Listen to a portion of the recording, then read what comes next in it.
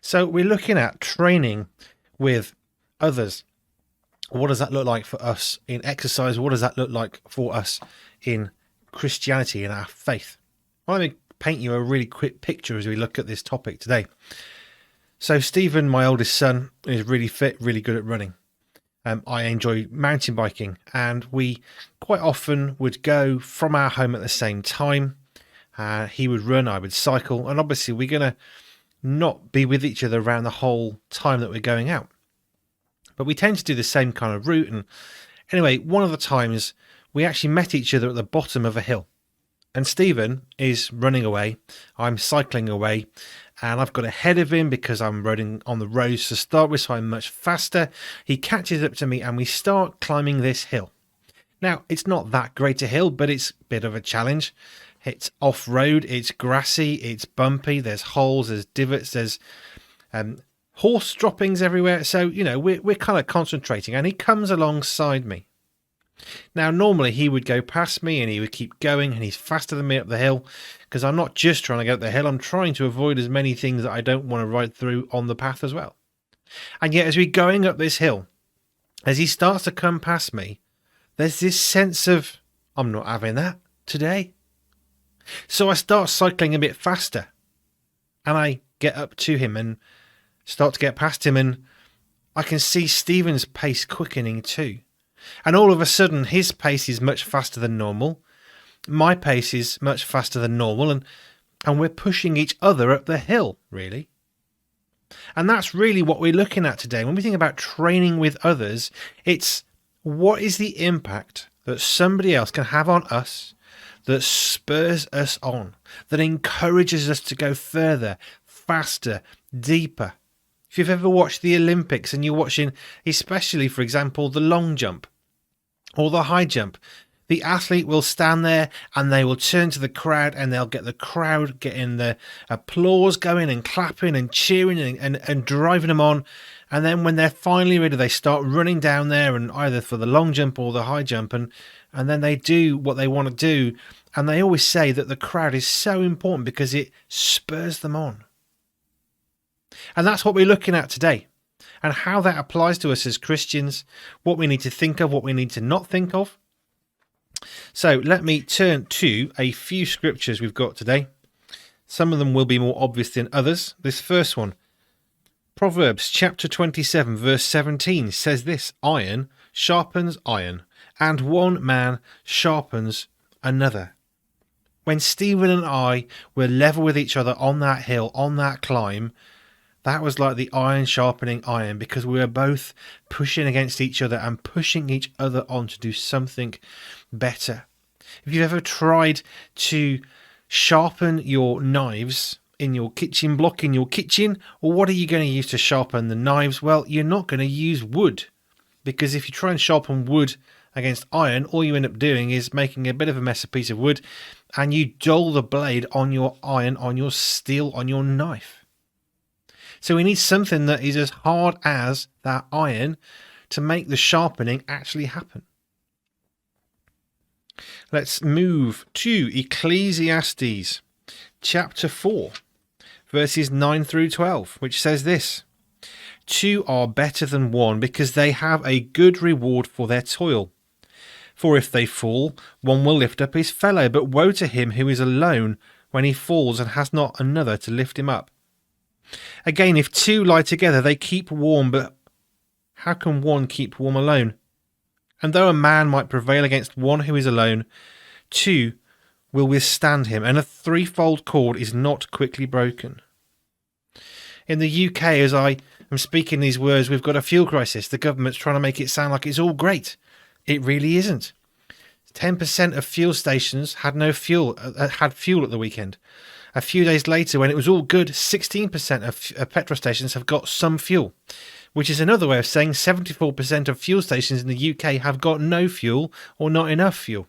That's quite a crisis in a country where travel, where diesel, petrol is really, really important to the way of life. And it's left people in a state. But this idea of going with two people is quite important. So we've got a petrol station that's not too far away. It's close enough that we can walk to it. So Joe walks down to the petrol station. Knowing, because we've been through fuel crises before, that there can often be very bad queues, I thought, well, there's no point in taking our car, driving down the road, finding the petrol station, having a massive queue for no fuel. So Jo walks down, and then a little while later she calls me and says, right, there's room, they've got fuel, there's a limit of 20 quid, but get down here now. So I then drive up and I meet her. She gets in the car, we queue for a few minutes, not really too bad at that time. We get onto the forecourt. There's a guy on a motorbike, drives straight in front of us because he could, and starts getting his fuel, obviously looking a bit guilty because he gets fuel everywhere on a motorbike, petrol, hot engine motorbike, not sensible, guilt was showing. But one of the reasons why I wanted Jo there is because two people can be one of two things. It can be a much stronger defense, which is what this Ecclesiastes scripture was talking about. But the other thing is I'm very conscious that a man and a woman together balance each other out very nicely. Two blokes at a petrol station might be quite threatening to other people, but a man and a woman would appear less threatening. And this is a reality I've seen played out time and time again. We'll come back to the marriage idea in a minute. But it's really important when we think about how we come across, because Jo and I could have been threatening. I could have taken my oldest son just for a bit of company, but I actually met up with Jo, and having a female and a male meant people were less hostile towards me. And you could see the difference with other motorists where it was a man or two men and there was a real hostility. And when people saw me, there was a hostility, and they see Jo, and that softens. Jo didn't have to do anything. She was just being a woman next to me in the car. And that's really important to think about as well, is how do we come across? What does two people do? Where does that steer us? What does that do to the situation?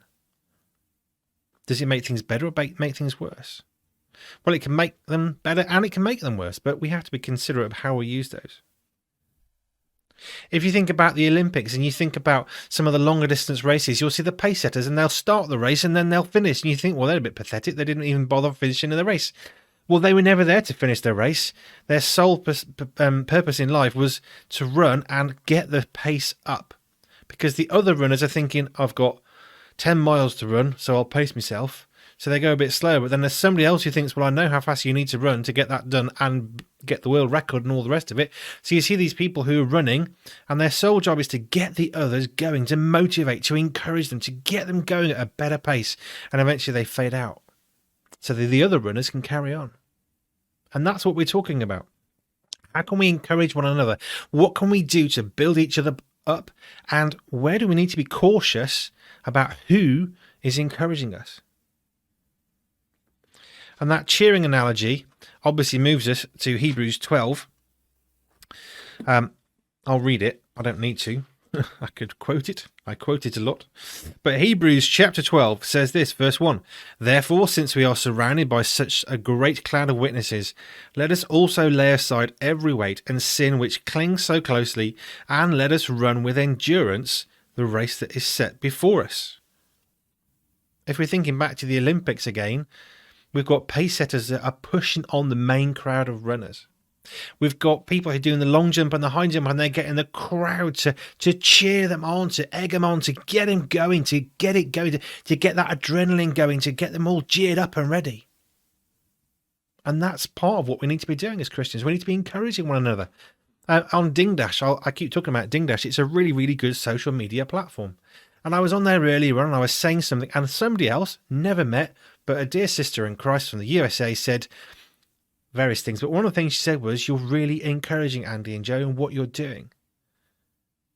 And that built me up, made my day, made my week, that somebody else out there has seen some of the stuff we do, and they've taken their time to say, thanks for what you're doing. It's really encouraging me.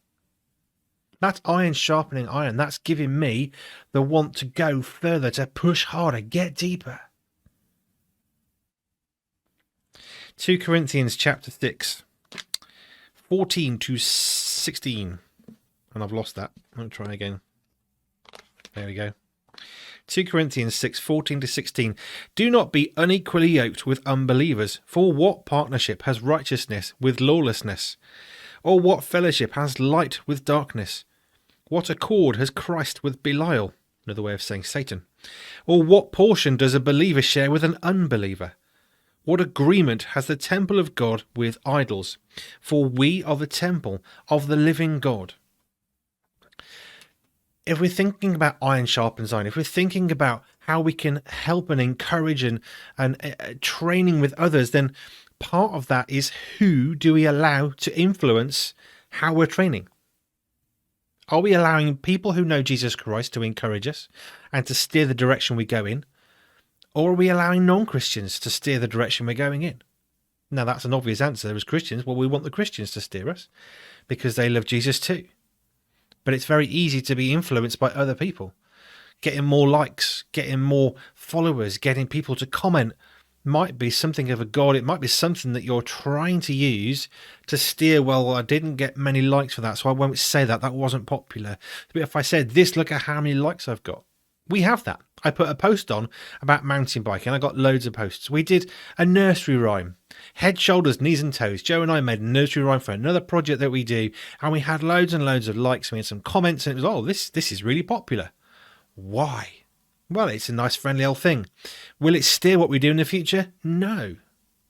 Why won't it? Well, not because we're somehow better or, we rise above these things. We have these same wrestles. But that's not the core purpose of what we do. It's just a tool we use somewhere else, and we share that for others to freely use. A really good analogy about the importance of training and working with other people is this, because we're not called to work and function alone as Christians. But if you think about somebody lost in a desert, they've had a plane crash and you've seen the film, and then they try and get to where they want to go. And if I go in a straight line for 100 miles, I know I can get to where I want to get to 10 miles away, 5 miles. That's all I need to go. I'll walk 5. I can do 5 miles. And they walk and they walk and they end up coming back exactly to where they started, and they wonder why. And yet you've got the second image of 2 people in a plane crash, both trying to walk that same 5-mile distance, and they get there. What's the difference? Well, it's less to do with the fact that you've got somebody to encourage you along the way. It's got everything to do with the fact that our bodies are not equal. Our left leg and our right leg are different lengths. Now, we may not be aware of that. It's not something we're very particularly conscious of, but your left leg and your right leg are different lengths. And when you're walking in a straight line for long enough, that straight line will be visibly a circle. And if you've got 2 people walking in a straight line, it's a much better opportunity for them to walk in a straight line, because one person's imperfection will be cancelled out by the other person. So instead of a circle, and come back to where we started, you go in a straight line. That's the importance of training. That's what happened when Stephen and I were going up the hill. We encouraged each other to get to the goal. And that's really important. But who is steering your direction? Is it the likes of other people? Is it their comments? Or is it what God's asking you to do? I said I'd come back to the husband-wife thing. It's particularly on my mind at the moment. Joe and I are setting up and practicing and putting stuff together for a podcast about marriage. We will have been married for 25 years in a couple of months, and this is how we wanted to celebrate our marriage. So we wanted to have a podcast that can encourage other Christian couples, a husband and a wife. How can we share what we've learned as a husband and wife to encourage other people, husbands and wives, to pursue that marriage for Jesus Christ? But Joe and I are very different. I mentioned the fuel strike issue and the fact that the fuel crisis issue. And I mentioned the fact that with Joe in the car, things are a lot easier because people see me and they get really nervous, and they see Joe and they don't. We went to collect Joe from her work a while ago. It was an evening, it was about 9 o'clock at night, and Stephen and I are sat in front of the car waiting to collect Joe. And she's got about 10 minutes, we're a bit early. And there were some of her colleagues coming out of the building, and I could see them eyeballing me and Stephen, getting on their phones, getting to the car, locking the doors. They saw Stephen and I, and they felt threatened. They know that I'm Joe's husband now, so maybe next time they won't feel quite so threatened. But you can understand why. It's dark, it's a car park, it's a little bit shadowy. But if I had Joe in the car, it's a very different thing, because I'm less threatening because of Joe. Because that's what happens. That's all about perceptions and reality. It's the same 2 people, me and Stephen sitting in the car, that could be me and Joe, but the perception changes because of having a female there. Men and women are intrinsically different. We are not the same. The wonderful thing about a godly, Christian, Christ-centered marriage is that the husband and the wife are so different, and yet those two differences come together to make an amazing couple, an amazing witness of Jesus Christ. It reminds us of how we're supposed to be a bride of Christ to Jesus Christ, and that difference is important. And there's loads of stuff we can learn from a really good Bible, family-focused marriage. Because Joe and I are so radically different from each other. One is a man, one is a woman. And the man and the woman together make a really interesting combination. And like I said, me and Stephen in the car creates a dynamic. Me and Joe in a car creates a very different dynamic.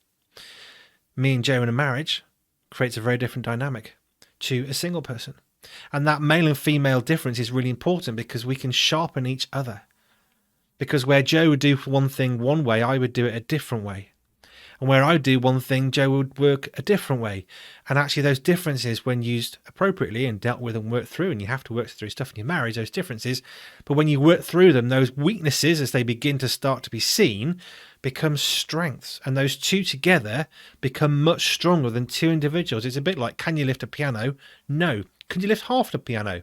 No. Can two people lift one piano? Yes. Why? Because two people can share a greater strength than one. It's a good analogy of that. So who is directing your life? Have you got lots of friends who are godly or not godly? One of the things I talk about when we think about being unequally yoked, or what does that mean in today's society? We don't have two oxen ploughing a field, so we haven't really got the analogy of that kind of yoke and how that would work and one would steer the other. So what does yoked mean for us in 2021? Well, the simplest way I can think of describing it would be this. If we have to work in a job, they are our work colleagues. In effect, we have no choice but to work with them. Sounds a bit negative, but I'm just trying to make a point here. The people that you work are the people that you must work with. You have to spend time with them in order to do the job. You don't choose the job because you like the people. You choose the job because of the job, and they let you do the job. And you're going to work with all sorts of different people. That's got nothing to do with being unequally yoked. That's day job. But the downtime that you have, the social time away from work, people that you choose to be with, who is it you're choosing to be with? We're not choosing to be with people in our workplace because that's where we work. We have to spend time with them. But who are you choosing to spend time with outside of what you must do?